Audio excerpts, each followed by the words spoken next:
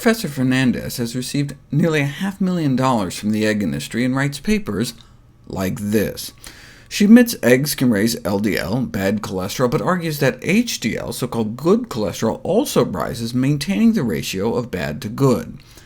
This is the study she cites to support that assertion, but instead of cherry-picking this one study that she performed with egg board money, involving 42 people, if you look at a meta-analysis, if you look at the balance of evidence, the rise in bad with increasing cholesterol intakes is much more than the rise in good. The meta-analysis of 17 different studies showed that dietary cholesterol increases the total to HDL cholesterol ratio, suggesting that the favorable rise in HDL fails to compensate for the adverse rise in total and LDL cholesterol, and therefore the increased intake of dietary cholesterol may indeed raise the risk of coronary heart disease. The Egg Board responded by saying the increased heart disease risk associated with eating eggs needs to be put in perspective relative to other risk factors, arguing that it's worse to be overweight than it is to eat eggs. To which the researchers replied, be that as it may, it's easier to cut back on egg intake than it is to permanently lose weight. Fine, eggs increase LDL, but it's large LDL, this concept that large fluffy LDL are not as bad as small dense LDL. And indeed, large LDL only raises heart disease risk 44% instead of 63% for the small LDL.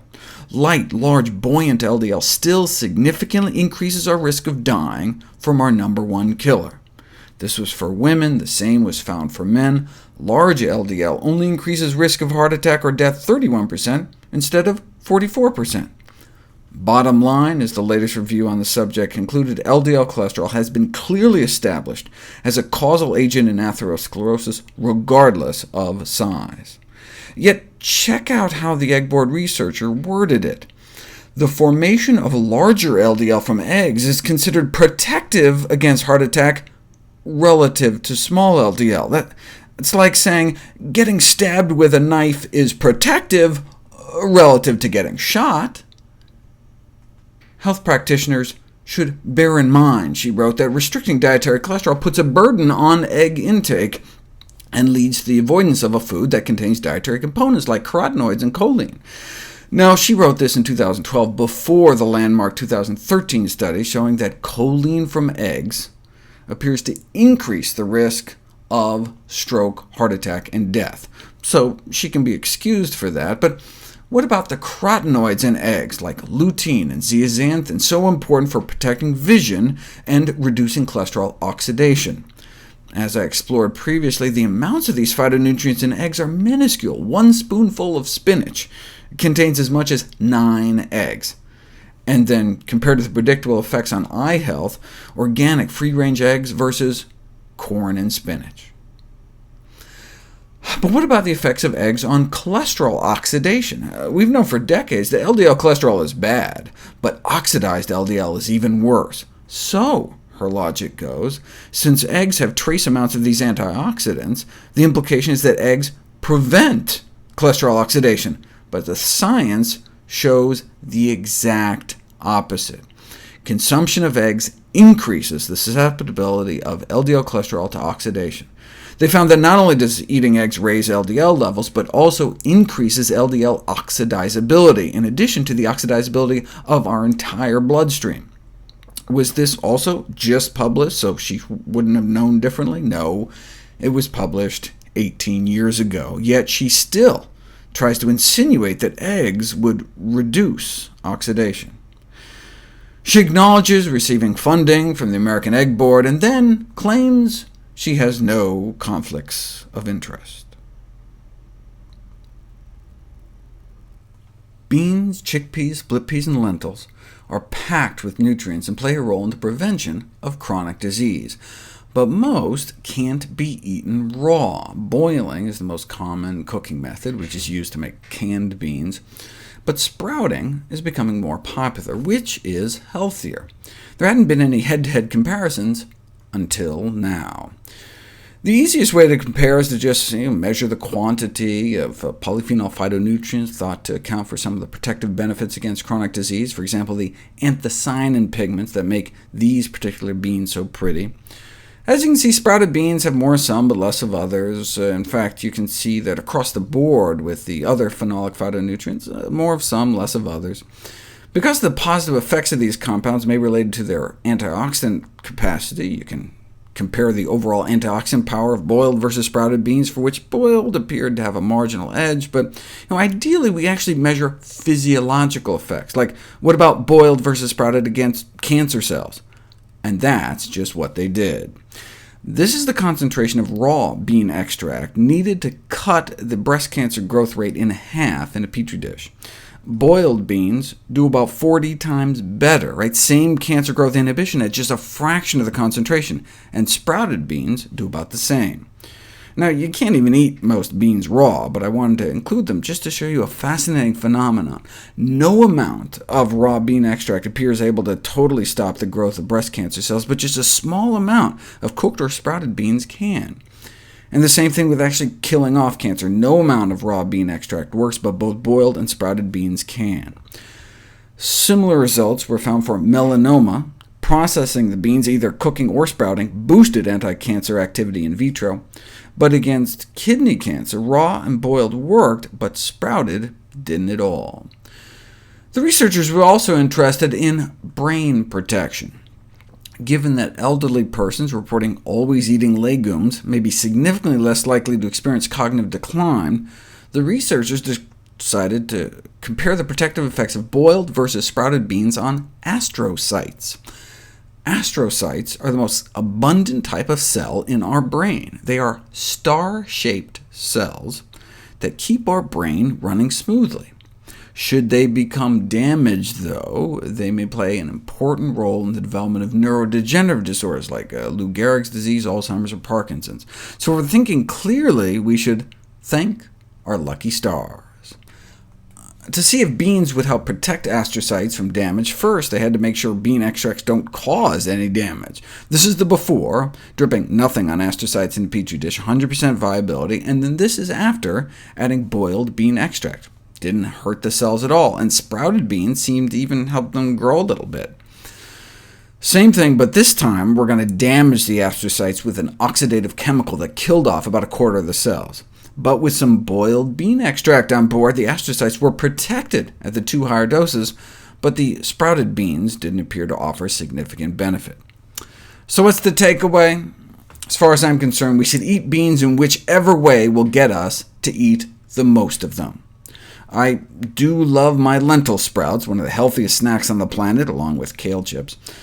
It's amazing that I can create fresh produce in about 2 to 3 days on my kitchen counter. Sprouting is like gardening on steroids. But using canned beans, I can get similar nutrition in about 2 to 3 seconds.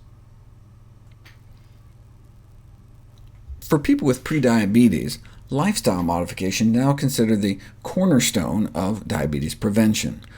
Diet-wise, that means individuals with prediabetes, or diabetes, should aim to reduce their intake of excess calories, saturated fat, and trans fat. Too many of us consume a diet with too many of these solid fats, as well as added sugars. Thankfully, the latest dietary guidelines aim to shift consumption towards more plant-based foods. Lifestyle modification is now the foundation of the American Association of Clinical Endocrinology guidelines, the European Diabetes Association guidelines, as well as the official standards of care for the American Diabetes Association.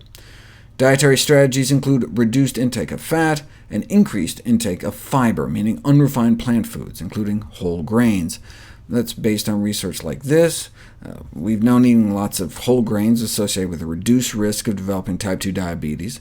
This recent study took it further, demonstrating that whole grain consumption may also protect against prediabetes in the first place. To help prevent diabetics from dying, recommendations should focus on the reduction of saturated fat, cholesterol, and trans fat intake, which is basically code for meat and dairy, eggs, and junk food, and increases in omega-3 soluble fiber and phytosterols, all of which are found packaged in flax seeds, for example, an efficient but still uncommon intervention for prediabetes. They found that about 2 tablespoons of ground flax a day decreased insulin resistance, which is a hallmark of the disease. So if the standards of care for all the major diabetes groups says that lifestyle is a preferred treatment for prediabetes because it's so safe and highly effective, why don't more doctors do it? Unfortunately, the opportunity to treat this disease naturally is often unrecognized. Only about 1 in 3 patients report ever being told about diet or exercise. Possible reasons for not counseling patients include lack of reimbursement, lack of resources, lack of time, lack of skill. We're just not teaching doctors how. The inadequacy of clinical education is a consequence of the failure of healthcare and medical education to adapt to the great transformation of disease from acute to chronic, from broken legs to broken hearts.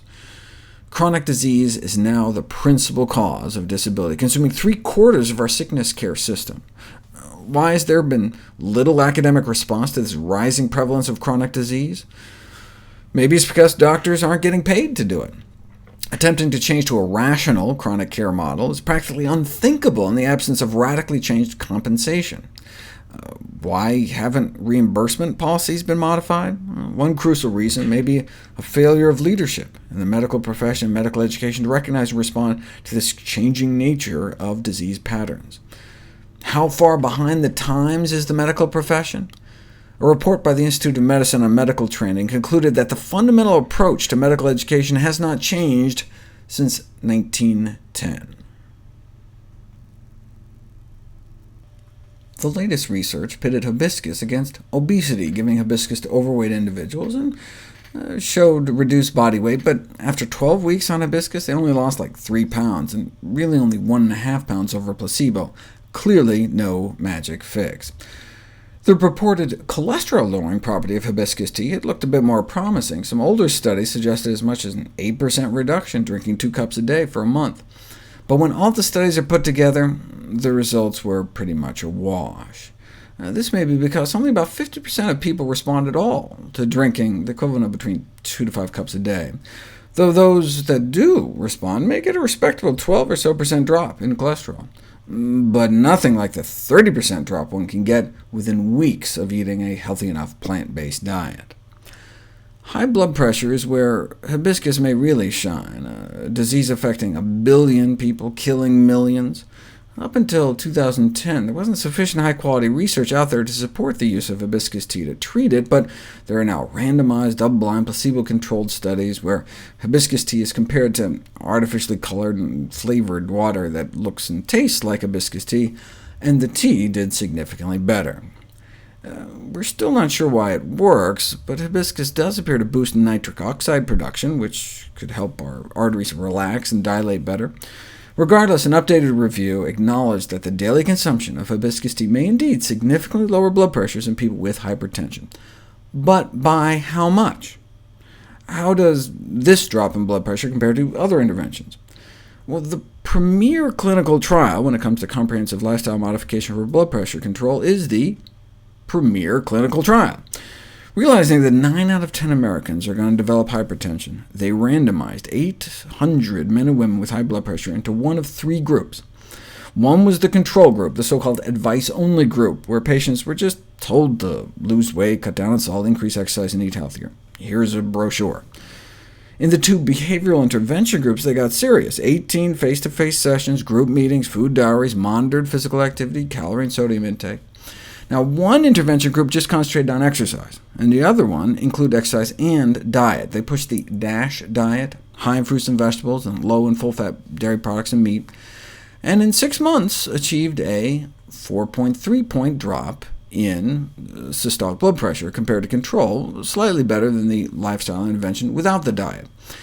Now, a few points might not sound like a lot. That's like someone going from a blood pressure of 150 over 90 to a blood pressure of 146 over 90. But on a population scale, a 5-point drop in the total number could result in 14% fewer stroke deaths, 9% fewer fatal heart attacks, and 7% fewer deaths every year overall.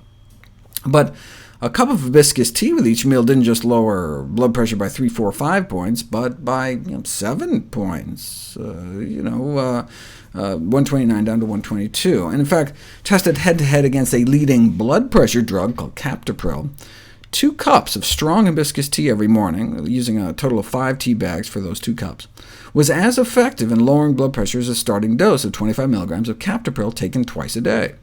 So, as good as drugs, without the drug side effects, and better than diet and exercise?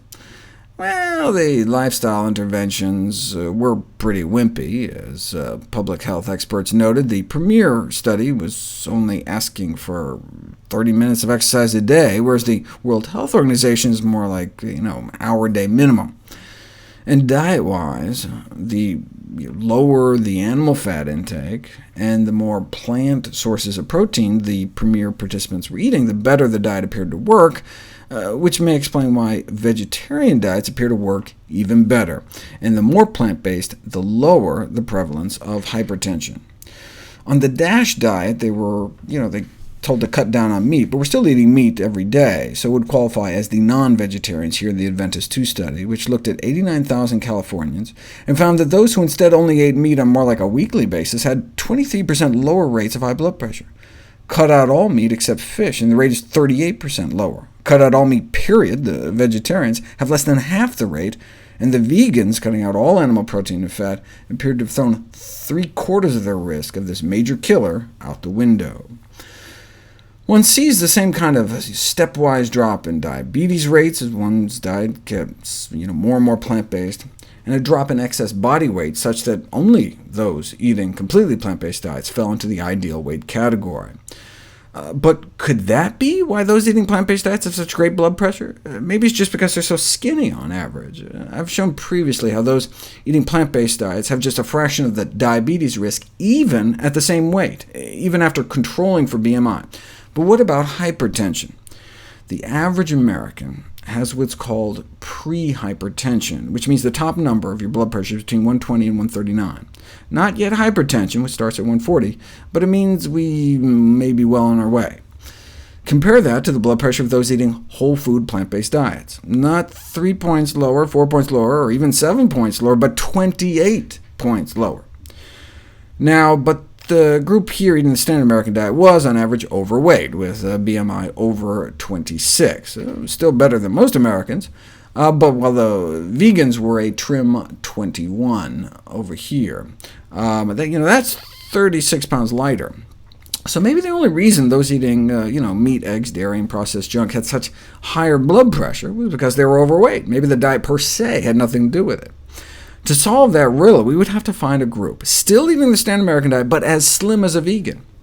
To find a group that fit and trim, they had to use long-distance endurance athletes who ate the same crappy American diet, but ran an average of 48 miles a week for 21 years.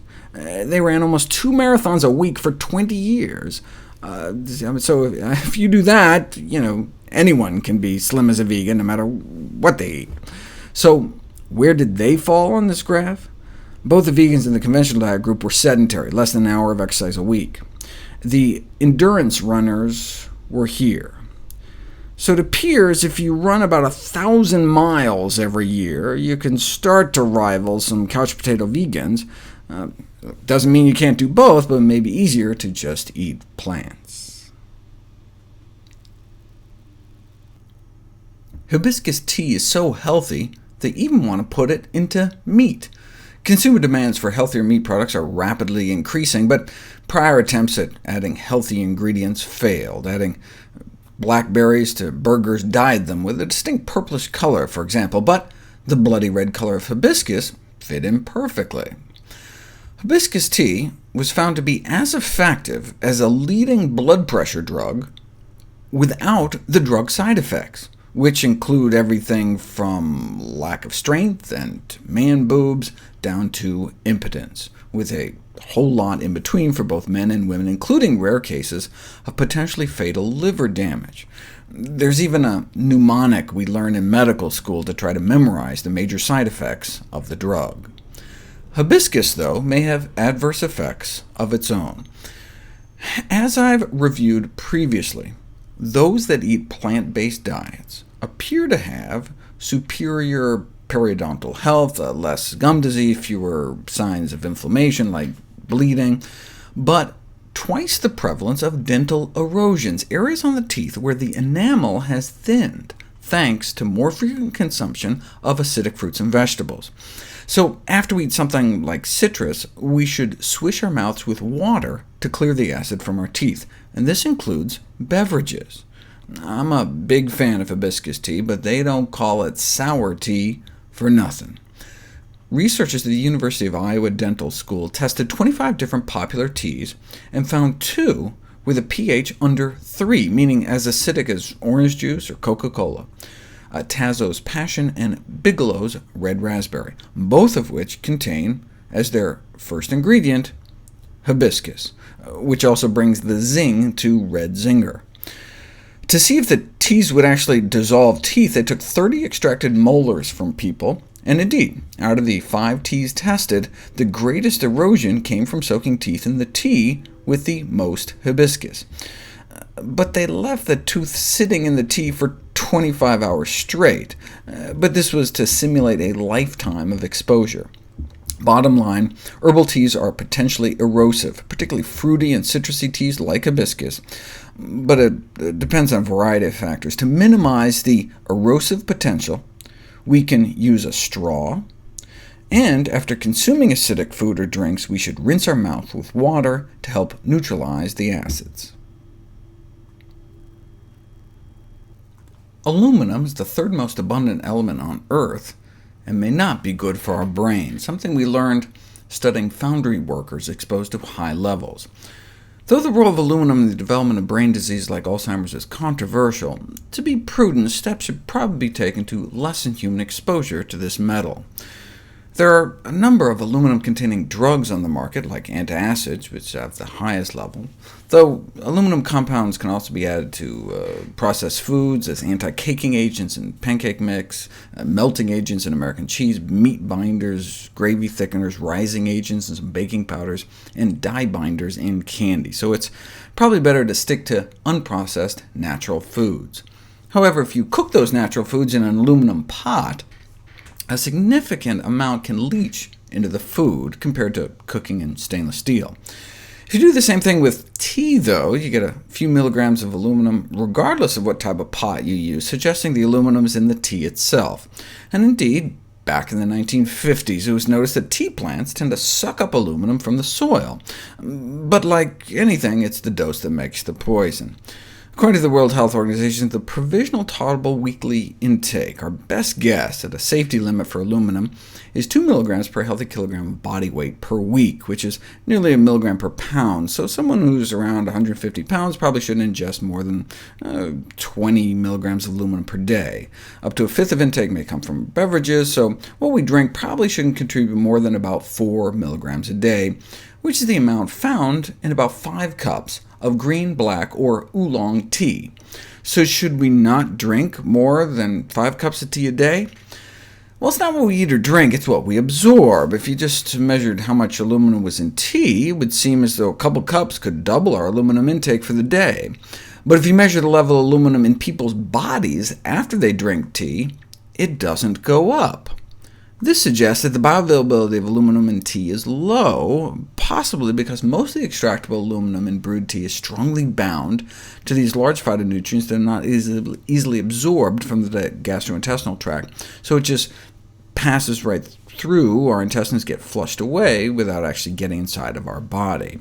Probably more than 90% of the aluminum in tea is bound up.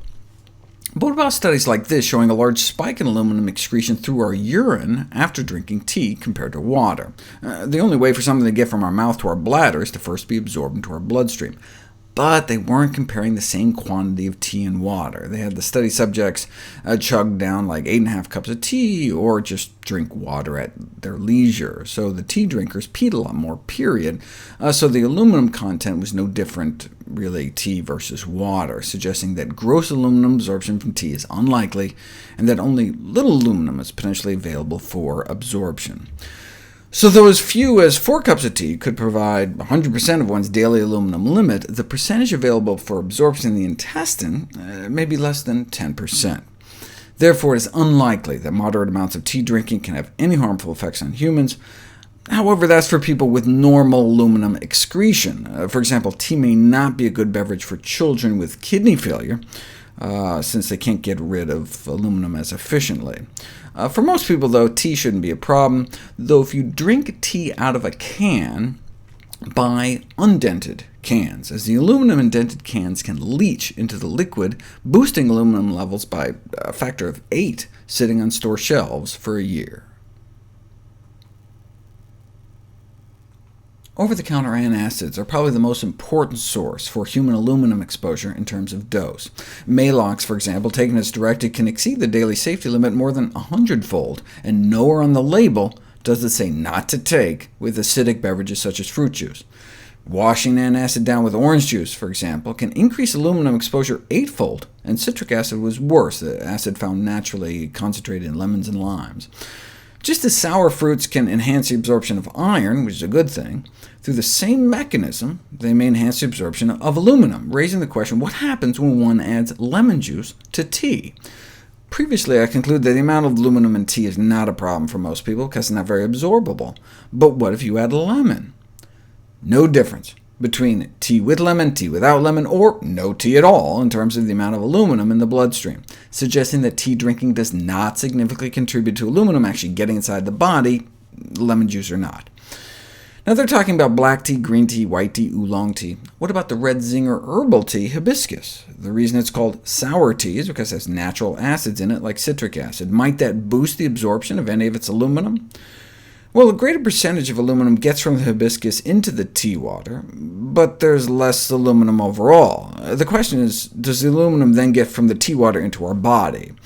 We don't have that data, so to be on the safe side, we should assume the worst, that hibiscus tea aluminum, unlike green or black tea aluminum, is completely absorbable. In that case, based on this data in the World Health Organization weekly safety limit, we may not want to drink more than 15 cups of hibiscus tea a day. That's based on someone who's about 150 pounds, so if you have a 75-pound 10-year-old, a half gallon of tea a day may be theoretically too much. And more extensive testing more recently suggests levels may be as high as twice as much, so no more than about 2 quarts a day for adults, or a quart a day for kids every day or pregnant women. And hibiscus tea should be completely avoided by infants under 6 months, who should only be getting breast milk anyway, as well as kids with kidney failure who can't efficiently excrete it. The study also raised concern about the impressive manganese level in hibiscus tea. Manganese is an essential trace mineral, a vital component of some of our most important antioxidant enzymes, but we probably only need 2 to 5 milligrams a day, and 4 cups of hibiscus tea can have as much as 17, averaging about 10. Is that a problem? Well, women given 15 a day for 4 months, if anything, only saw an improvement in their anti-inflammatory antioxidant enzyme activity. This study, using 20 a day, similarly showed no adverse short-term effects, and importantly showed that the retention of dietary manganese is regulated. Our body's not stupid. If we take too much in, our body decreases the absorption and increases the excretion. So even though tea drinkers may drink 10 times more manganese, get 10 times more a day, 10 or 20 milligrams a day, the levels in their blood is essentially identical. So there's little evidence that dietary manganese poses a risk. That was regular tea, though. We don't know about the absorption from hibiscus, so to err on the side of caution, we should probably not routinely exceed the reference dose of 10 milligrams per day. So that's only about a quart a day for adults, half a quart for a 75-pound child. So that's actually changed my family's consumption. Given the benefits of the stuff, I was using it as a substitute for drinking water, so 2 liters a day.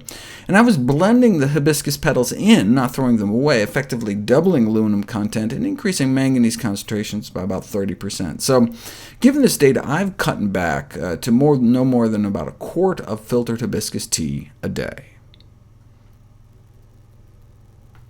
A number of so-called case control studies like this one have found that giving kids cod liver oil supplements may increase their risk of asthma later in life. Case control studies are done by asking about past behavior in cases, those with asthma, versus controls, those without asthma, to see if certain past behaviors were more common among the disease group.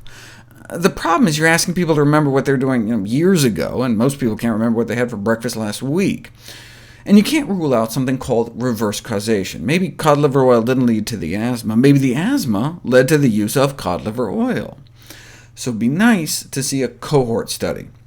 You take people without asthma at the beginning, and you see if those that you know are taking cod liver oil are more likely to develop it. That gets around the problem of recall bias and reverse causation, and here it is. 17,000 people free of asthma. We know who's taking cod liver oil and who isn't, and then we see who gets asthma over the next 11 years.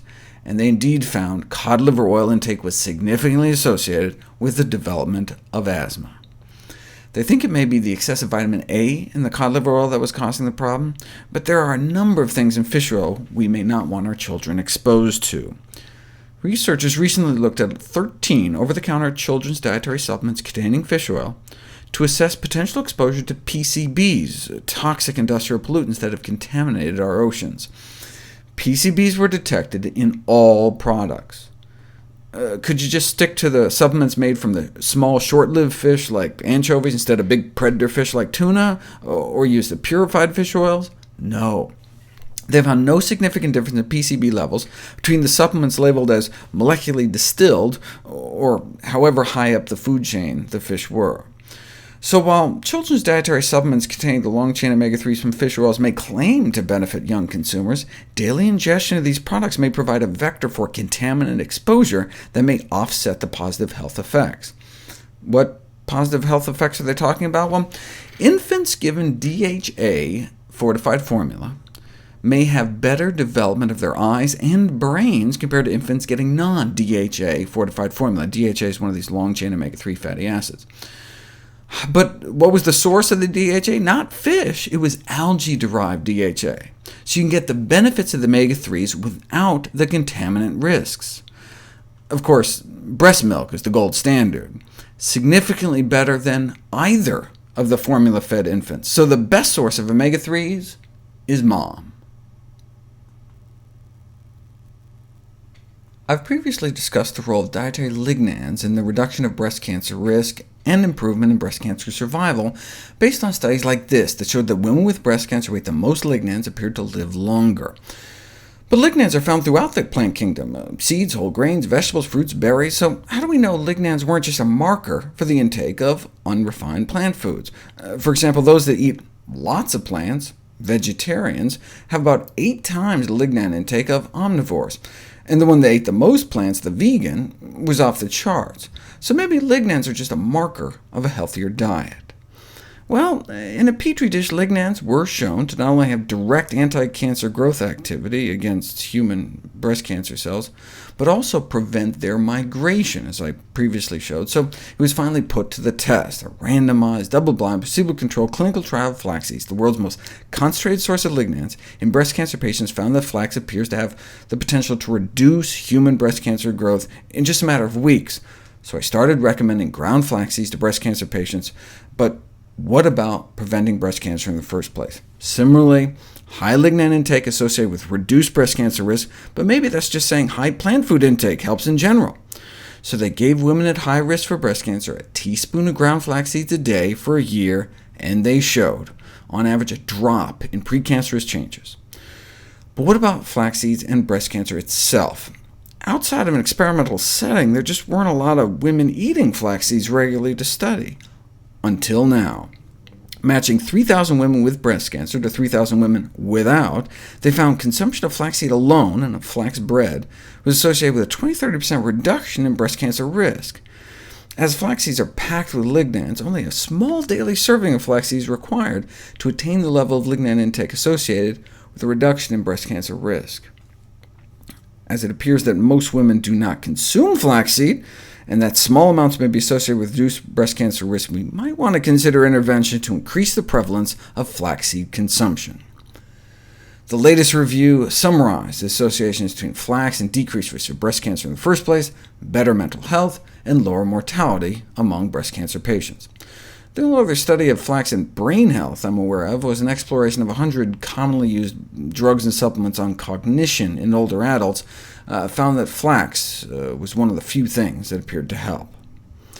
In terms of why flax seeds may play a role in preventing and treating breast cancer, There's an inflammatory molecule called interleukin-1, which may help tumors feed, grow, and invade, so our body produces an interleukin-1 receptor antagonist.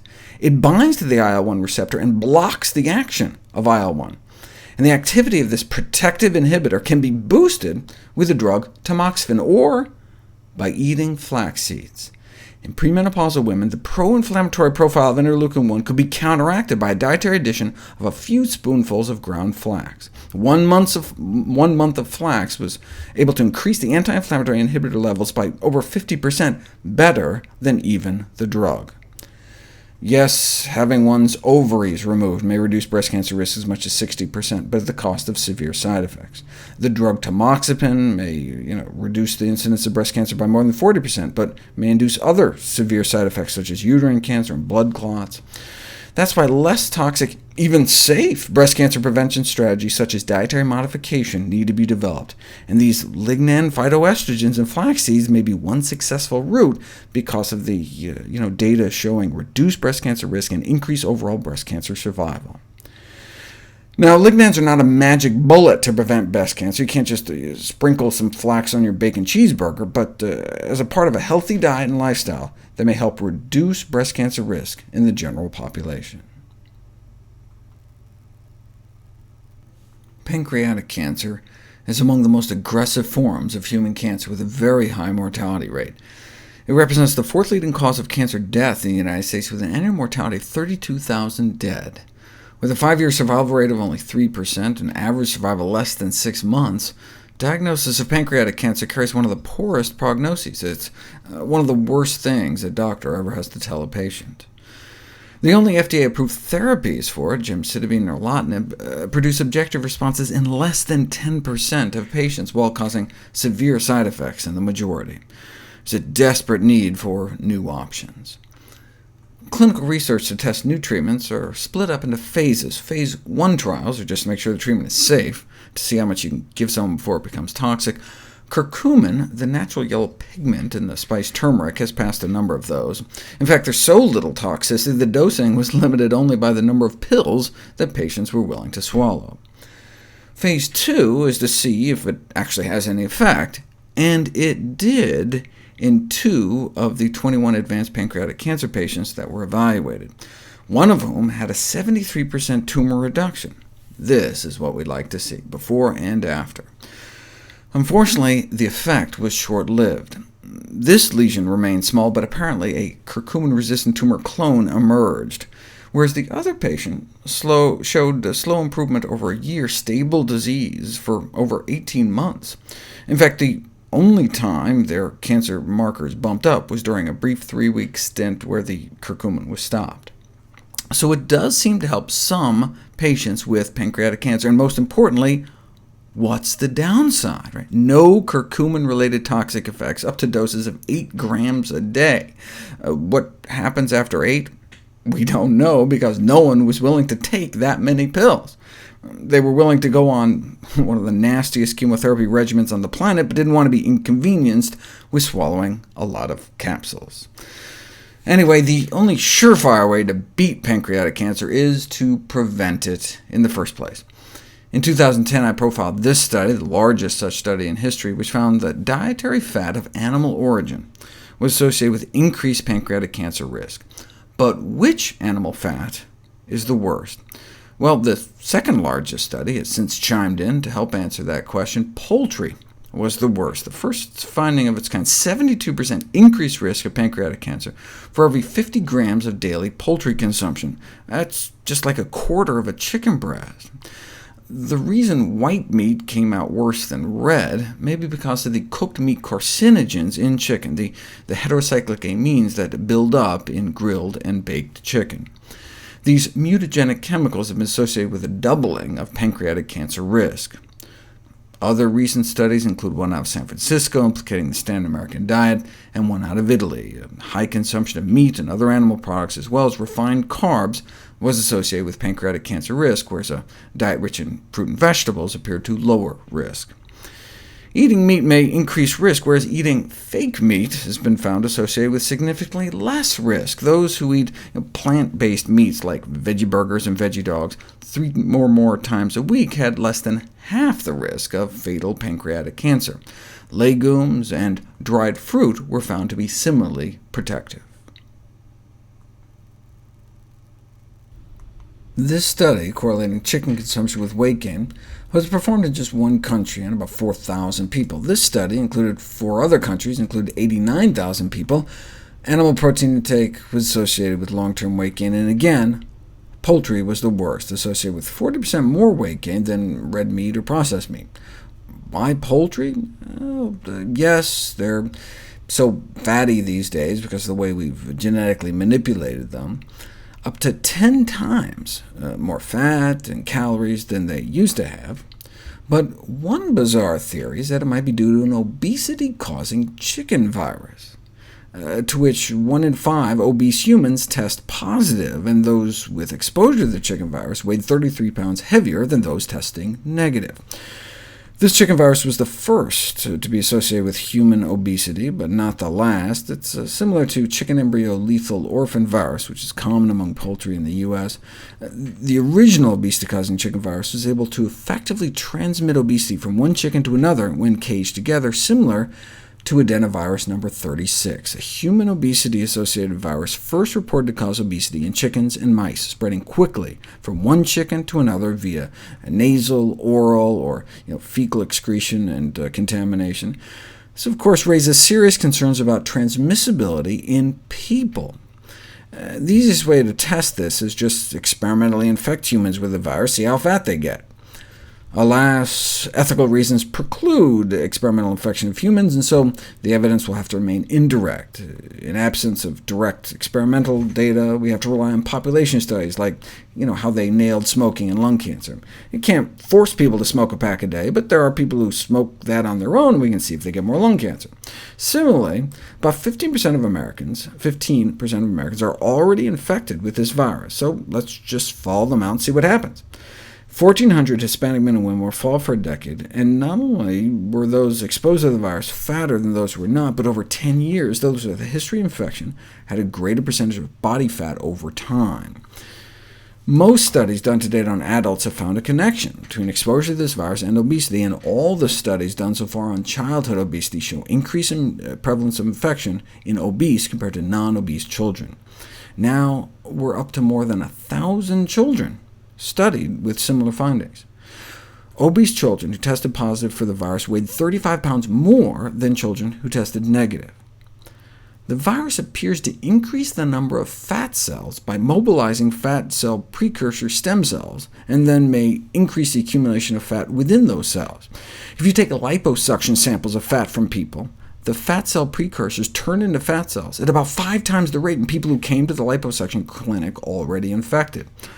And fat taken from non-infected people exposed to the virus started sucking up fat at a faster rate, so may induce obesity without increasing food intake.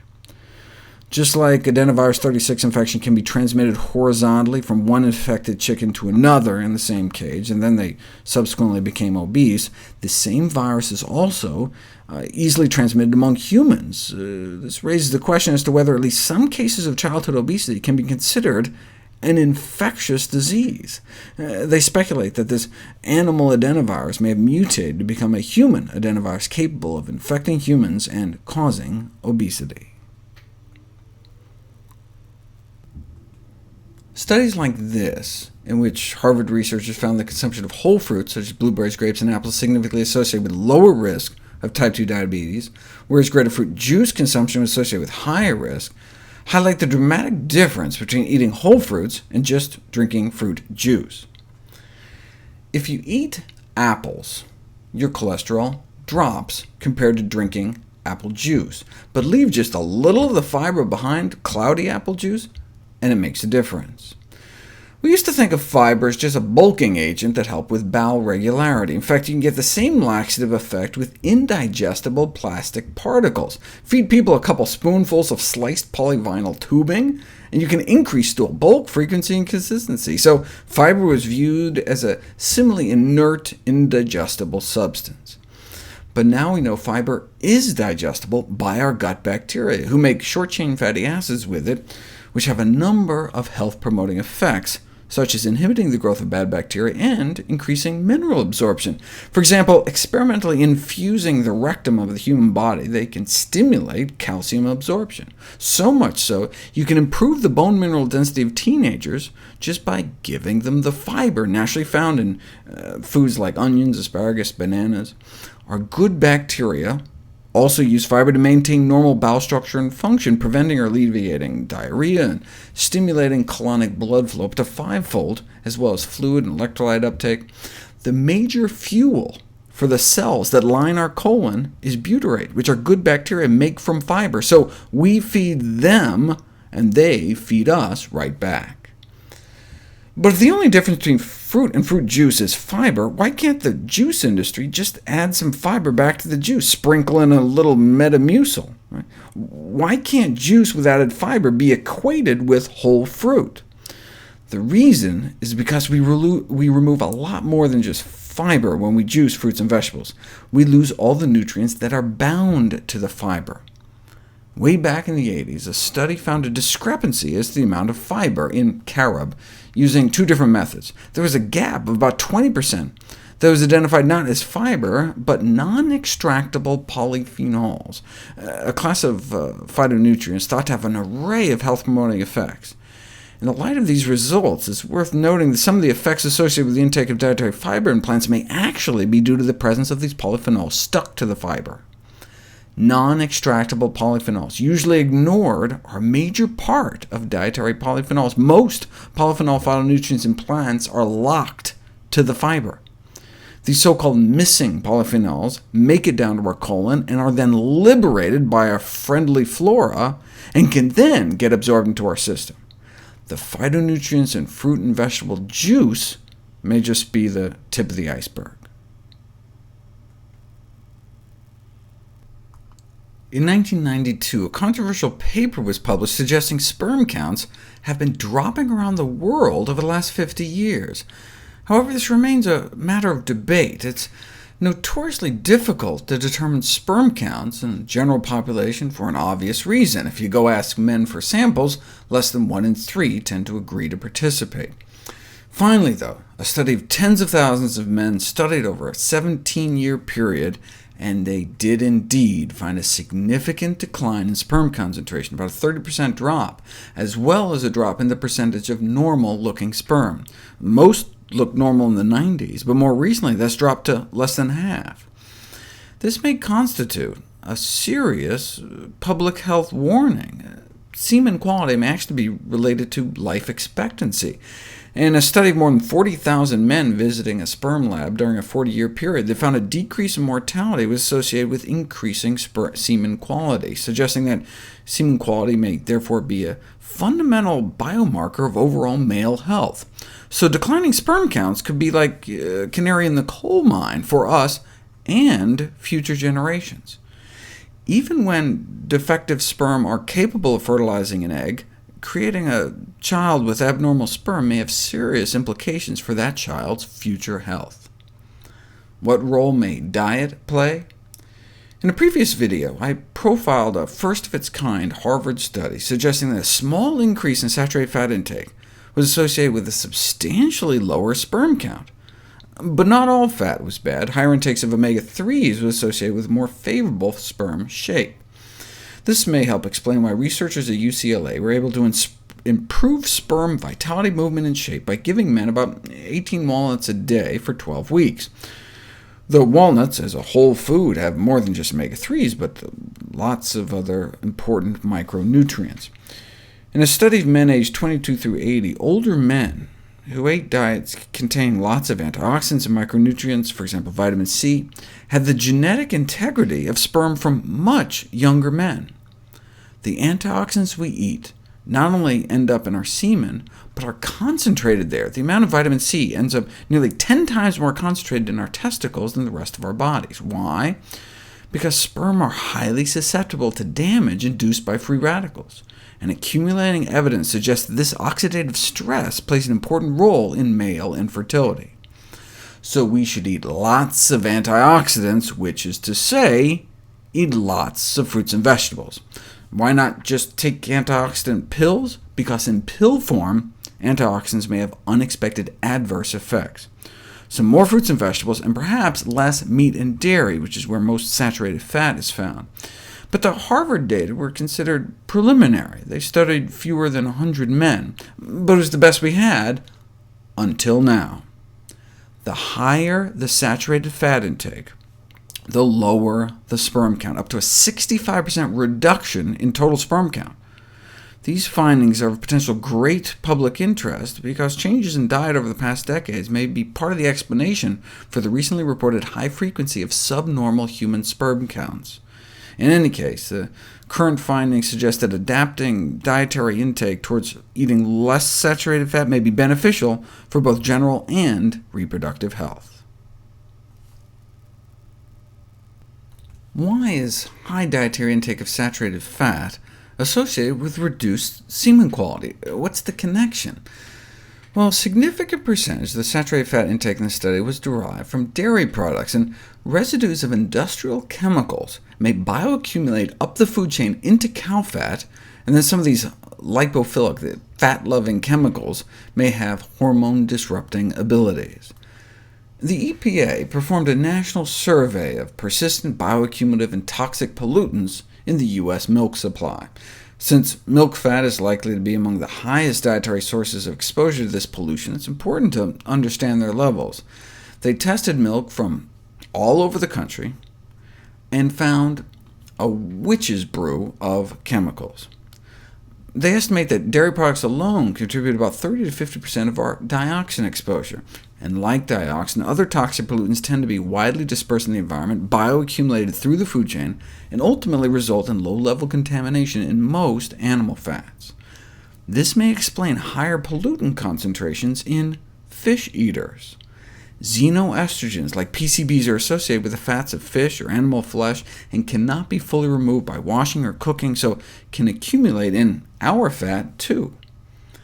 Xenoestrogens are chemicals with demasculinizing or feminizing effects, but even in a non-polluted world, animal fats have actual estrogen, not xenoestrogen, but estrogens, which are unavoidable constituents in non-vegetarian nutrition.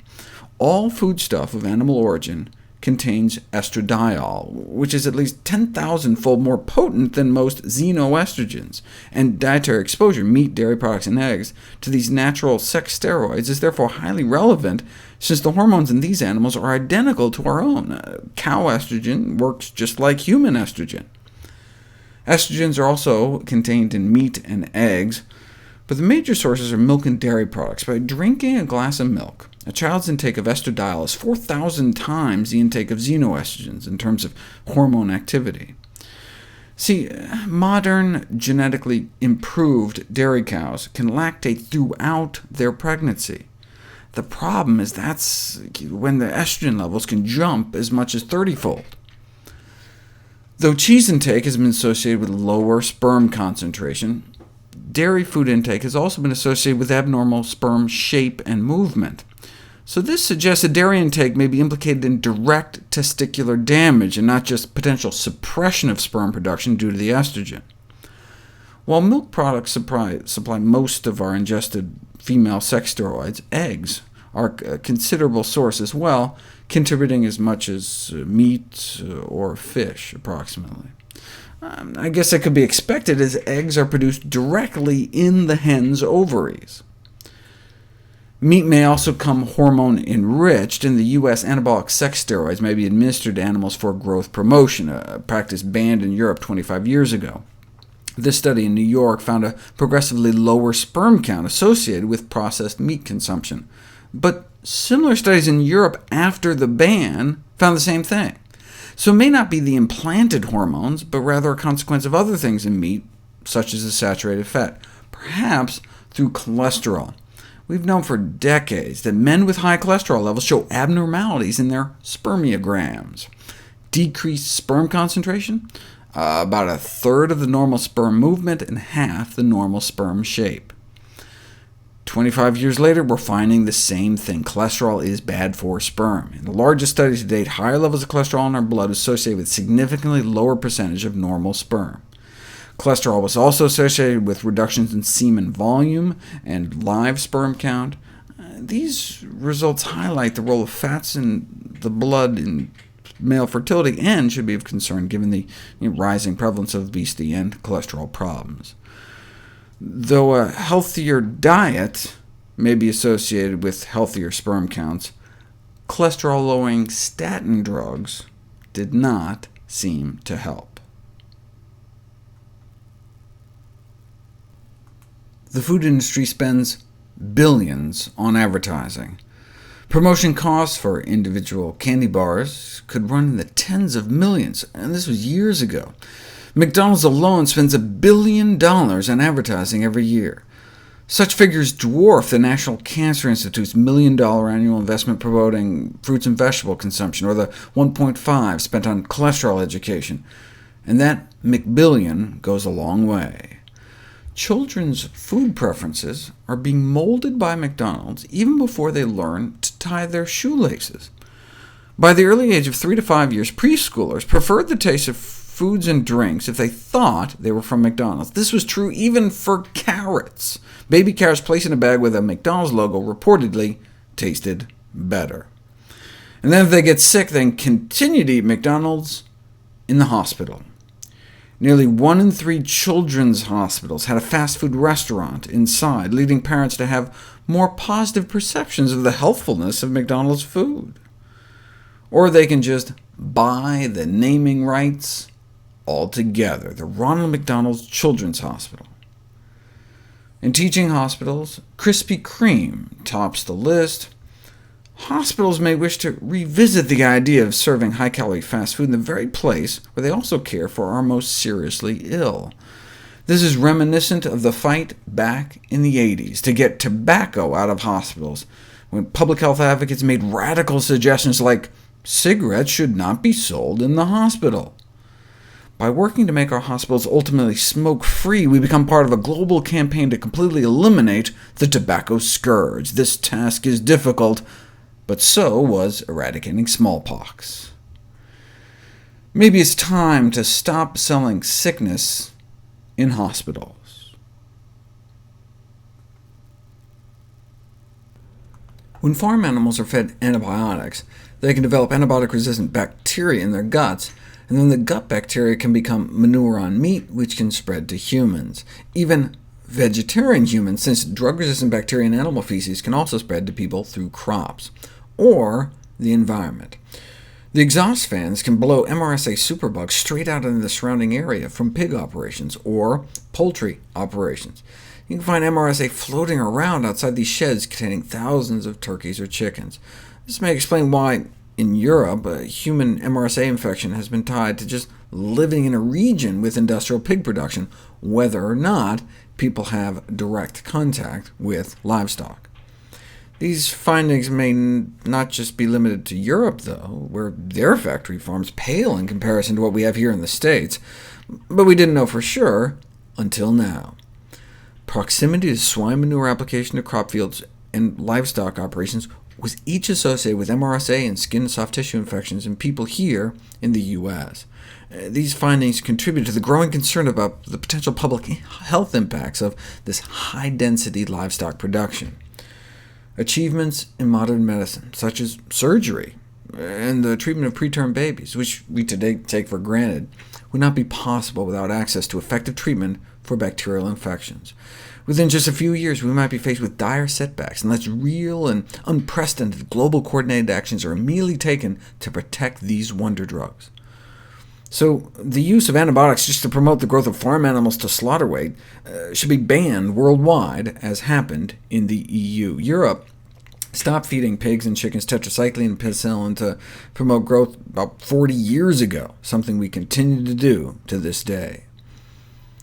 The Pew Commission recently published a 5-year update on their landmark Blue Ribbon Commission report on current agricultural practices that found the present system of producing food animals in the United States presents an unacceptable risk to public health. Their #1 recommendation was to ban this non-therapeutic use of antibiotics. but agricultural lobbies are not going to give up the use of antibiotics without a fight. In December 2013, the FDA released guidance for industry, their voluntary guidance for industry. They recommend that antibiotics no longer be used to just fatten animals for slaughter, but emphasize that they're just that, toothless, non-legally enforceable suggestions. This voluntary approach has come under withering criticism from the public health and medical communities concerned about the increase in antibiotic-resistant bacterial pathogens. The USDA is considering even going backwards, eliminating the requirement to even test for Staph aureus at all in federal school lunch program. They understand that school-aged children are considered a sensitive population, hence more stringent requirements, including sampling and testing, may be required to help assure safety and public confidence. However, the cost of such programs must be weighed against the cost of buying the food needed to support the program. As one University of Iowa epidemiologist said, although human health should take priority over farm animals, farmers will be reluctant to change until researchers can come up with safe and cost-effective practices to replace the use of antibiotics. How much are antibiotics really saving the industry? The net bottom-line benefit from the use of antibiotic feed additives may only be about 25 cents per animal, which means eliminating the risky practice of feeding antibiotics by the ton to farm animals would raise the price of meat less than a penny per pound. Recently, the prominent science journal Nature editorialized that we are now swimming in information about genetically modified crops, but that much of that information is wrong on both sides of the debate. But a lot of this incorrect information is sophisticated, backed by legitimate-sounding research, and written with certitude, quipping that with GMOs, a good gauge of a statement's fallacy is the conviction with which it is delivered. To many in the scientific community, GMO concerns are dismissed as one big conspiracy theory. In fact, one item in a psychological test of belief in conspiracy theories asked people if they believed food companies would have the audacity of being dishonest about genetically modified food. The study concluded that many people were cynical and skeptical with regard to advertising tricks, as well as the tactics of organizations like banks and alcohol, drug, and tobacco companies. That doesn't sound like conspiracy theory, that sounds like doing business. Minorities are blamed for conspiracist ideation, for crackpot theories about AIDS, but we must remember there is a long legacy of scientific misconduct. Throw in a multi-billion-dollar industry, and one can imagine how hard it is to get to the truth of the matter about GMOs. There are social, environmental, economic, food security, biodiversity arguments, pro and con about GMOs, but those are outside my area of expertise, so I'm going to stick to food safety. And as a physician, I'm a rather limited veterinarian in that I only know one species, human beings, so we'll skip the lab animal data, which may inform what to feed one's pet rat, but not necessarily what to feed one's family. What human data do we have about GMO safety? This study was purported to confirm DNA from genetically modified crops can be transferred into humans who eat them, but that's not what the study found, just that plant DNA in general may be found in the human bloodstream with no stipulations of harm. This study, however, did find a GMO crop protein in people detected in 93% of blood samples in pregnant women, 80% of umbilical cord blood, and 69% of samples from non-pregnant women. The toxin they're talking about is an insecticidal protein produced by Bt bacteria, whose gene was inserted in the corn's DNA to create so-called Bt corn, which has been incorporated into animal feed. If it's mainly in animal feed, how did it get into the women? They suggested maybe through exposure to contaminated meat. Of course, why get GMOs secondhand when you can get them directly? The next great frontier is transgenic farm animals. A genetically modified salmon was first to vie for a spot at the dinner table. And then in 2010, transgenic cows, sheep, goats, and pigs were created, genetically modified for increased muscle mass. Frankenfurters, one might say, based off the so-called Mighty Mouse model. But back to children of the corn and their mothers. When they say it's a toxin to corn worms, not necessarily to people. In fact, I couldn't find any data linking Bt toxin to human harm. which is a good thing since it's considered one of the few pesticides considered so non-toxic it is sprayed on organic fruits and vegetables. There's debate over the direct threat of the inserted genes in GMO crops, as they may not be detectable in the human body, but the real danger may come from pesticides associated to genetically modified foods. Genetically engineered seed biotechnology typically has not been used to increase crop yield, nutrition, drought tolerance, but instead for profitable pesticide-resistant products. 80% of the GMO crops are bioengineered only for pesticide resistance. Not surprising, given that the top 5 biotech companies are chemical companies that manufacture pesticides. This allows farmers to spray herbicides directly onto the crops, raising a theoretical possibility that the level of residues of the herbicide on food we buy at the supermarket may have increased. Or at least it was theoretical until now.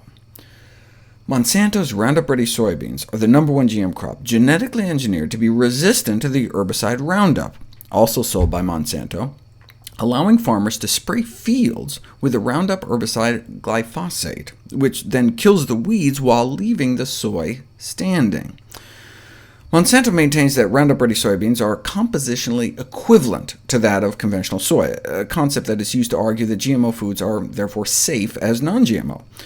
But Monsanto didn't report the level of pesticide residues. In fact, some of the comparison tests were done on Roundup Ready soybeans that hadn't been sprayed at all, which is the whole point of having Roundup Ready plants, so you can spray them with Roundup. In contrast to real-life samples from the market, transgenic crops intended for scientific studies are often produced without the application of herbicides, or at doses lower than typically used by farmers. It wasn't until this study was published in 2014 when the full composition of ready-to-market soybeans was analyzed. Here's how much glyphosate was found in the GMO beans, along with a glyphosate breakdown product called AMPA. Here's how much was found in organic soy. None. What about conventional non-GMO soy, where glyphosate is sprayed on the soil to kill weeds between crop cycles? None. So GMO soybeans are really not equivalent. They appear to have substantially more pesticide residues.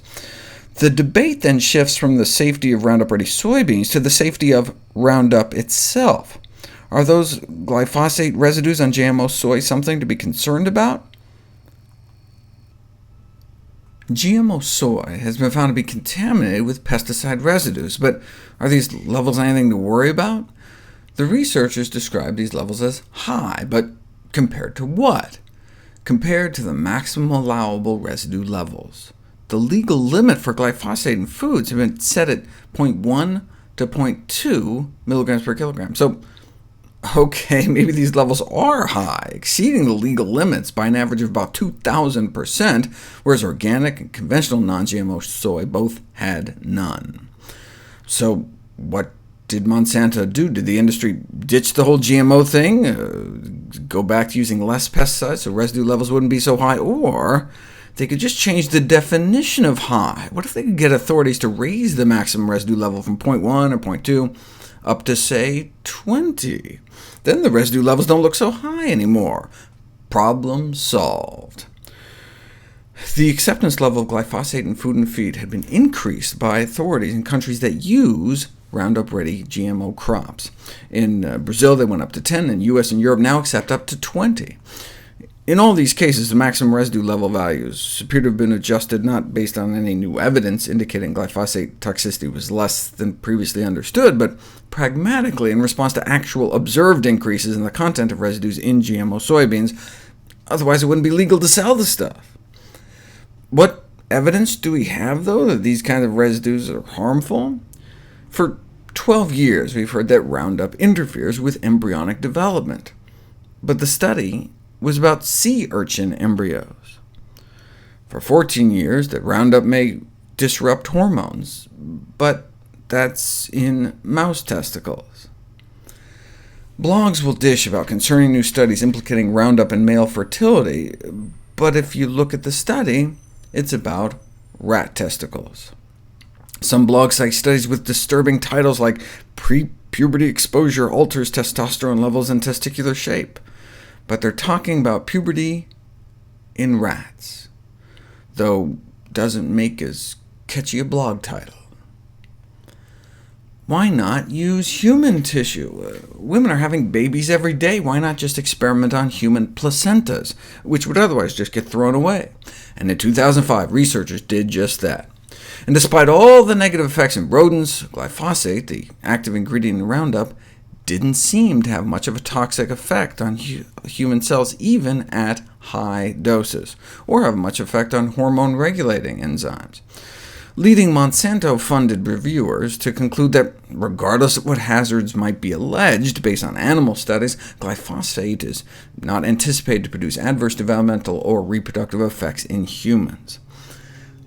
But pure glyphosate isn't sprayed on crops. Roundup is, which contains a variety of adjuvants and surfactants meant to help the glyphosate penetrate into tissues. And indeed, when the study was repeated with what's actually sprayed on GMO crops, there were toxic and hormonal effects even at doses smaller than the 1 or 2% concentration that's used out in the fields. Similar results were found for other major pesticides. It took until 2014, but 8 out of 9 pesticide formulations tested were up to 1,000 times more toxic than their so-called active ingredients. So when you just test the isolated chemicals, you may not get the whole story. Roundup was found to be 100 times more toxic than glyphosate itself. Moreover, Roundup turned out to be among the most toxic pesticides they tested. It's commonly believed that Roundup is among the safest, though, an idea spread by Monsanto, the manufacturer. However, this inconsistency between scientific fact and industry claim may be attributed to the huge economic interests involved.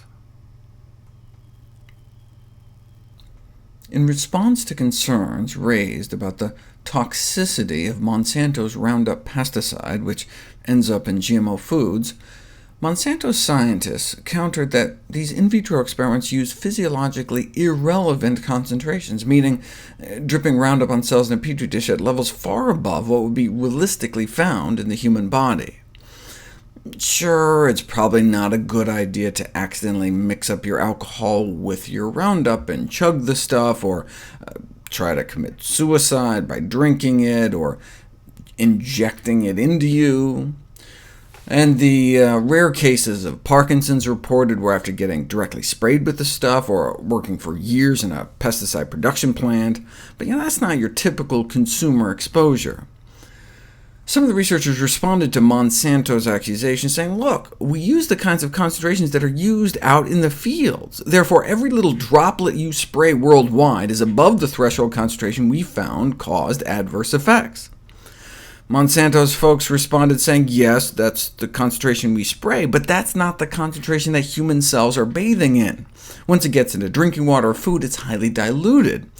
And they're quick to point out, if you look at people with the greatest exposure, pesticide workers, the vast majority of studies show no link between the use of Roundup and cancer or non-cancer diseases.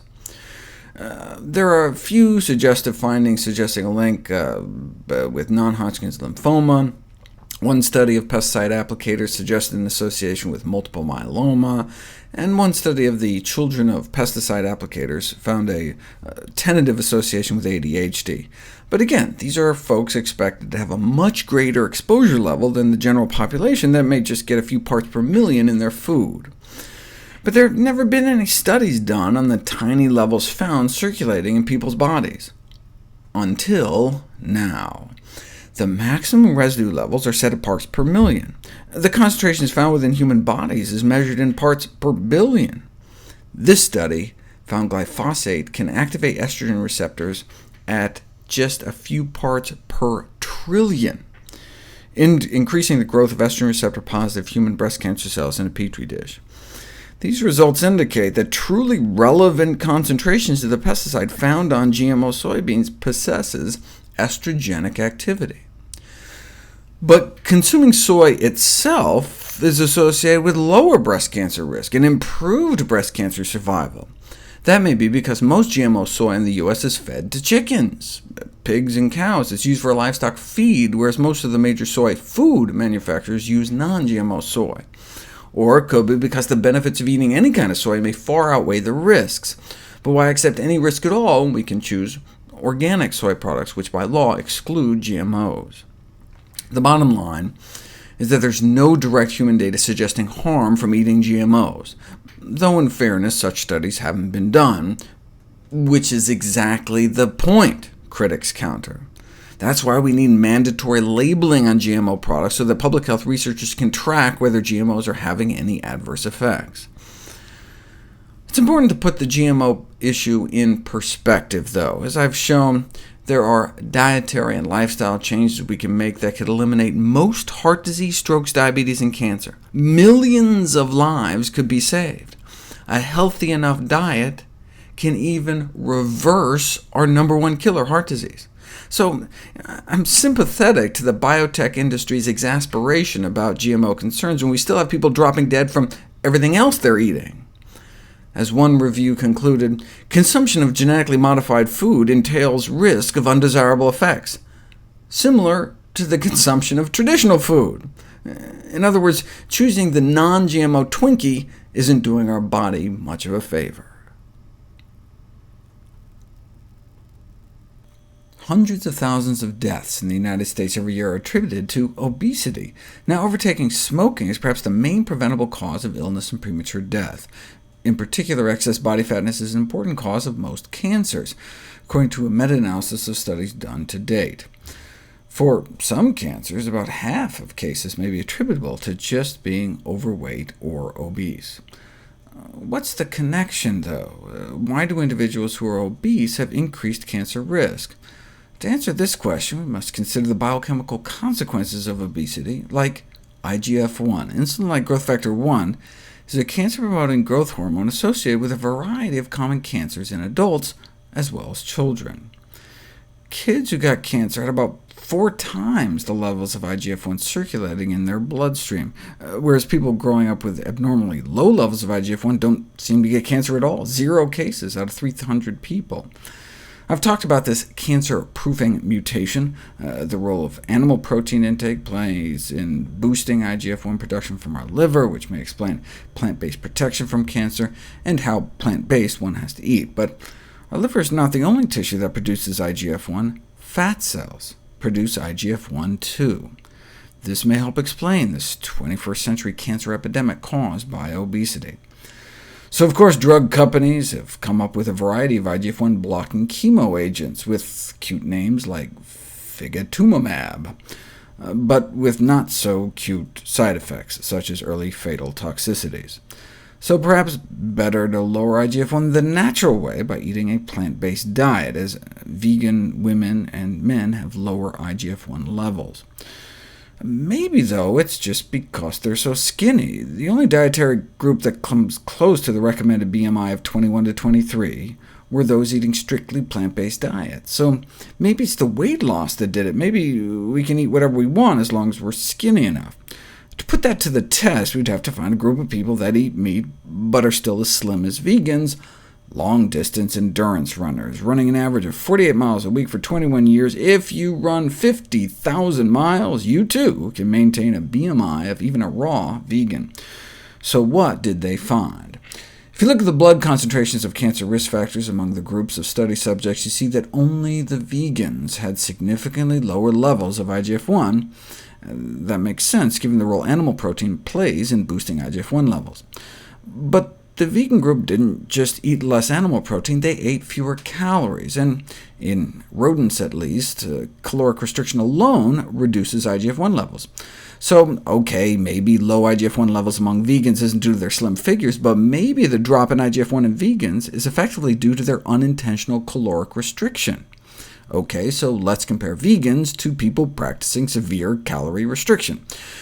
They recruited vegans from the St. Louis Vegetarian Society and went to the Calorie Restriction Society to find folks practicing severe calorie restriction. What did they find? Only the vegan group got a significant drop in IGF-1. These findings demonstrate that, unlike in rodents, long-term severe caloric restriction in humans does not reduce the level of this cancer-promoting hormone. It's not how many calories we eat protein intake may be the key determinant of circulating IGF-1 levels in humans, and so reduced protein intake may become an important component of anti-cancer and anti-aging dietary interventions. In 1776, at the time of the American Revolution, Americans consumed about 4 pounds of sugar per person each year. By 1850, this had risen to 20 pounds, and by 1994 to 120 pounds. Now we're closer to 160. Half of that is fructose, taking up about 10% of our diet. This is not from eating apples, but rather the fact that we're each guzzling the equivalent of a 16-ounce soft drink every day on average. It's about 50 gallons a year. Even researchers paid by the likes of the Dr. Pepper Snapple Group and the Coca-Cola Company acknowledge that sugar is empty calories, containing no essential micronutrients, and therefore, if we're trying to reduce caloric intake, reducing sugar consumption is obviously the place to start. Concern has been raised, though, that sugar calories may be worse than just empty.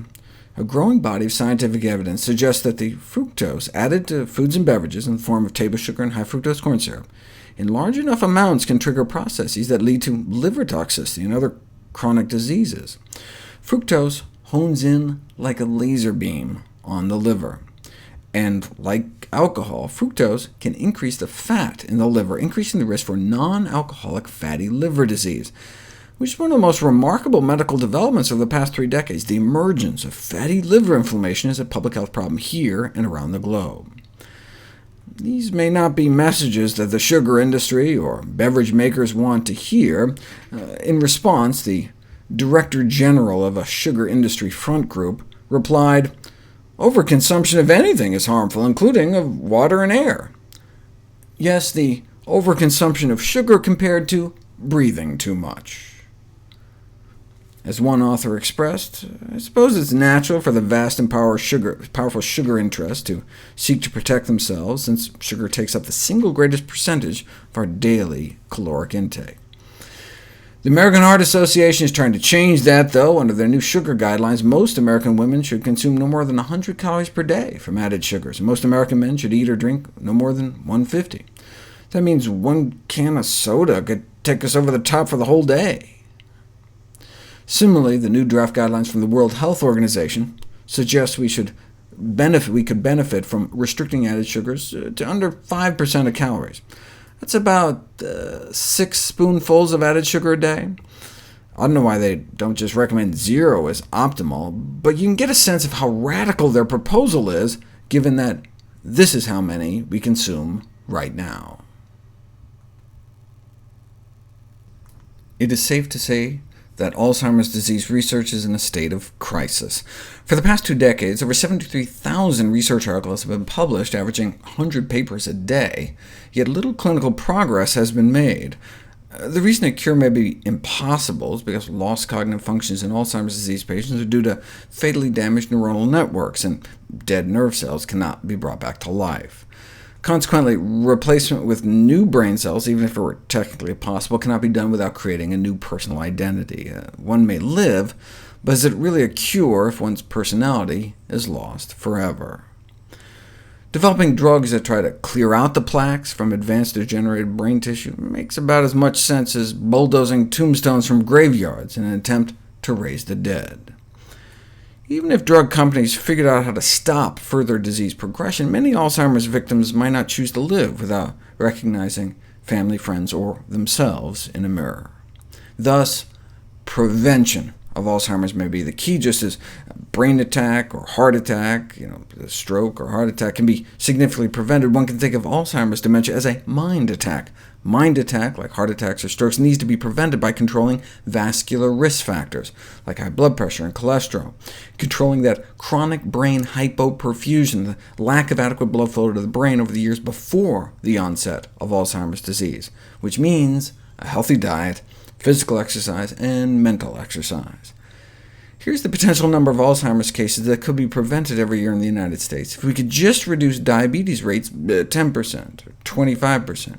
Because diabetes is a risk factor for Alzheimer's, and so is high blood pressure, obesity, depression, not exercising your body, smoking, not exercising your brain. Altogether, a small reduction in all these risk factors could potentially prevent hundreds of thousands of devastated families. If modifiable factors such as diet were found conclusively to modulate the risk of Alzheimer's disease to the degree suggested by this research, then we would all indeed rejoice at the implications. Up to half of Alzheimer's cases may be attributable to just these 7 risk factors, and that's not including diet, just because there's so many dietary factors they couldn't fit them into their model. But they acknowledge that diet might be another important modifiable risk factor for Alzheimer's disease. In particular, there's growing evidence that dietary patterns, such as the Mediterranean diet, are associated with lower Alzheimer's risk, as well as slower cognitive decline. But which constituents of the Mediterranean diet are responsible? The traditional Mediterranean diet is a diet high in intake of vegetables, beans, fruit, and nuts, and low in meats and dairy. When they tried to tease out the protective components, fish consumption showed no benefit. Neither did moderate alcohol consumption. The 2 critical pieces appeared to be vegetable consumption and the ratio between unsaturated fats and saturated fats, essentially plant fats to animal fats. In studies across 11 countries, fat consumption appeared to be most closely associated with the prevalence of Alzheimer's disease, with the lowest fat intake and Alzheimer's rates in China to the highest fat and Alzheimer's rates in the United States. But this is grouping all fats together. Harvard researchers examined the relationship between the major fat types to cognitive change over 4 years among 6,000 healthy older women, and found that higher saturated fat intake was associated with a poorer trajectory of cognition and memory. Women with the highest saturated fat intake had 67% greater odds of worse change on brain function. The magnitude of cognitive change associated with saturated fat consumption was equivalent to about 6 years of aging, meaning women with the lowest saturated fat intake had the brain function of women 6 years younger. What if one already has Alzheimer's, though? Previously, this group of Columbia University researchers reported that eating a Mediterranean-style diet was related to lower risk for Alzheimer's disease. But whether a Mediterranean diet, or any diet for that matter, is associated with subsequent course of the disease and outcomes had yet to be investigated until now. They found that adherence to the Mediterranean diet may affect not only risk for Alzheimer's disease, but also subsequent disease course. Higher adherence to the Mediterranean diet was associated with lower mortality, and the more they adhered to the healthier diet, the longer they lived. Within 5 years, only 20% of those with high adherence died, with twice as many deaths in the intermediate adherence group. In the low diet adherence group, within 5 years, more than half were dead. And by 10 years, 90% were gone. 80% were gone, or less than half. And by the end of the study, the only people still alive were those with high adherence to the healthier diet. In the prevention of cardiovascular disease, the consumption of fruits and vegetables is crucial. Yes, preventing the oxidation of cholesterol may be one of the mechanisms by which fruits and vegetables reduce the risk of heart attacks and strokes. However, hyperactivity of platelets is also critically important in the development of cardiovascular disease, as I've covered before. In recent years, it has been shown that platelets are not only involved in the clotting process, but also they play an active role in the inflammatory process of atherosclerosis from the beginning, and that means from childhood. By the end of our teens, atherosclerotic lesions are present in most people living in industrialized societies, and so suppressing the overactivity of platelets may be beneficial not only for heart disease, but for cancer and allergies and other diseases for which inflammation plays a major role. The antioxidant properties of fruits and veggies are well known. However, their anti-clotting effects on platelets are less known. Preliminary studies have demonstrated the platelet activation suppressing activity of a variety of fruits and vegetables, so much so they can mess up platelet function tests. And the effects are so long-lasting, just fasting the morning of your blood test may not be sufficient. Out of the 16 different fruits tested, tomatoes came out number 1. The anti-platelet activation components in tomatoes are water-soluble, so you don't have to eat them with fat, heat-stable, meaning you can cook tomatoes without losing the benefits, and concentrated in the yellow fluid around the seeds, which is why tomato pumice beat out tomato juice, sauce, or ketchup. Pumice is basically the seeds and the peel, which the industry throws away, and it may be the healthiest part. and the more tomato seeds, the better. But this was measuring platelet activation in a petri dish. Right? Grapefruit came in number 2 here, and grapefruit juice, at least, did not appear to help when people actually drank it. So would drinking tomato juice actually help? Yes. Platelets of people with diabetes are characterized by intensified activation, so 20 diabetics were asked to drink a daily cup of tomato juice for 3 weeks, or a tomato-flavored placebo beverage, and there was a significant drop in platelet activation in the real juice group. Works in healthy people too. Within 3 hours of consumption, 2 tomatoes are good, but 6 tomatoes are better.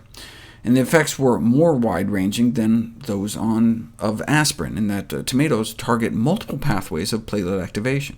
About 1 in 4 people are so-called aspirin-resistant, meaning aspirin doesn't work to calm down their platelets, whereas only 3% of study subjects were found to be tomato-resistant. This finding indicates an advantage of the tomato extract's broad antiplatelet activity profile over single-target drugs such as aspirin. And when researchers stuck tubes into people while they were eating tomatoes, they found no changes in blood clotting times, implying that supplementation with tomatoes should not result in prolonged bleeding time. So one might get the best of both worlds, less platelet activation without the bleeding risk. But if tomatoes don't thin our blood, do they work? Consumption of tomato products has been found to be protectively correlated with a lower incidence of acute coronary events, less development of early atherosclerosis, and lower mortality from heart disease. If you don't like tomatoes, kiwi fruit recently beat them out in a test tube study of platelet activation. Strawberries may help too, but we have data showing kiwis may actually work in people too, and 2 kiwis appeared to work just as well as 3 kiwis. It appeared to work for green on the inside kiwi fruit and for yellow on the inside kiwi fruit. In this case, though, only 1 a day seemed to help, whereas 2 a day did not, which seems a little strange, and there haven't been any studies to see if kiwi fruit eaters actually have fewer strokes and heart attacks. So the best evidence for dietary intervention to decrease platelet activation currently rests with tomatoes. Medical myths and dogmas die hard. Researchers creating a new body of knowledge for prevention and control of heart disease had to disprove and displace a bunch of doozies. Like we used to think that heart disease was just an inevitable consequence of aging, or that cholesterol and blood pressure just naturally go up as we age. All these are now bygone notions, refuted by massive data, but other long-standing myths and dogmas about our #1 killer epidemic persist. For example, this notion that major risk factors like cholesterol account for a minority of risk, and that many people have heart attacks with no risk factors, so it's just kind of a crapshoot, not much we can do about it. Wrong. There are rare genetic conditions that give people high cholesterol no matter what they eat, but such genetic defects occur in no more than 1 in 200 people. This means, of course, that most persons with atherosclerosis acquire it by what they put in their mouth. The InterHeart study showed that for men and women, old and young, in all areas of the world, 9 potentially modifiable factors like diet, exercise, and smoking accounted for more than 90% of the proportion of the risk of having a heart attack, and this has been confirmed in prospective studies. Follow men over time, and those making healthy lifestyle choices associated with a 90% drop in risk. Same with women. 92% of the risk gone. Same with diabetes. 91% of cases could be attributed to bad habits and behaviors. And the same healthy lifestyle, which includes not smoking, eating a healthy diet, exercising, maintaining an optimal body weight, may reduce the risk of multiple chronic diseases at the same time, not just heart disease and diabetes, but stroke as well, up to 80% of strokes avoidable with simple lifestyle changes. How does this all compare to drugs? Why change our diet, lose weight, start exercising if we can just pop some pills? Pharmacological therapies, including cholesterol-lowering statin drugs and blood pressure pills, typically only reduce cardiovascular disease risk not by 90%, but only by 20 to 30%. So even on drugs, 70 to 80% of heart attacks still occur. One of the great things about this study, the Harvard Health Professionals follow-up, is that they also looked at the effect of lifestyle changes on people already on medications. Even those on blood pressure and cholesterol-lowering drugs may still be able to get a further 78% drop in risk by eating and living healthfully.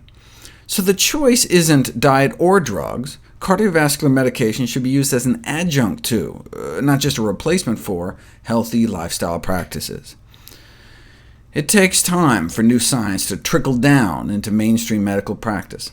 The practice of cardiology and medicine in general may correspond on average to what was being published 10 or 20 years before, so it's important to know if your doctor is still stuck back practicing 20th century medicine.